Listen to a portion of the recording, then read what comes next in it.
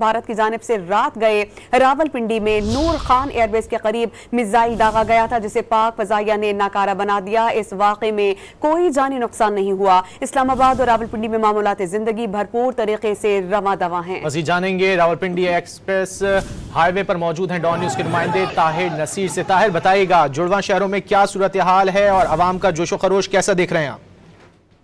جی بالکل دیکھیں رات کے بھارت نے ایک دفعہ پھر بزدلانہ کارروائیاں پاکستان میں کی ہیں اور نور خان ایئر بیس کے قریب میزائل داغا گیا ہے جس کو ہمارے ایئر فورس کے افسران نے ناکارہ بنا دیا ہے۔ تاہم اس میزائل گرنے سے کوئی جانی نقصان تو نہیں ہے، البتہ پاکستان کی جانب سے ایک کرارا جواب جو ہے بھارت کو دیا گیا ہے اور آپریشن بنیان محسوس کے نام پر کارروائی کا آغاز کیا گیا۔ ہم اس وقت راولپنڈی اور اسلام آباد کی اگر ہم صورتحال کی بات کریں تو پاکستانیوں کے جذبے جو ہیں وہ بہت زیادہ بلند ہیں۔ رات کو جب یہ بزدلانہ کارروائی کی گئی تھی تو اس کے بعد بھی بہت بڑی تعداد میں پاک فوج کے حق میں ریلیاں شروع ہو چکی تھی۔ بڑی تعداد میں نوجوان جو ہیں وہ پاک فوج کے حق میں باہر نکل آئے تھے اور اس وقت بھی راولپنڈی اسلام آباد میں معمولات زندگی بحال ہے۔ کوئی خوف کوئی ڈر نہیں پایا جا رہا، بلکہ پاکستانی تو یہ کہتے ہیں کہ ہمیں بارڈر پر بھیجا جائے تاکہ ہم بھارت کو منہ توڑ جواب دے سکے۔ تاہم اس وقت صورتحال یہ ہے کہ پاکستانی فوج کی جانب سے بھارت کو جواب تو دیا جا رہا ہے، لیکن اوورآل سچویشن اگر ہم بات کرتے ہیں پنڈی اسلام آباد کی تو یہاں پہ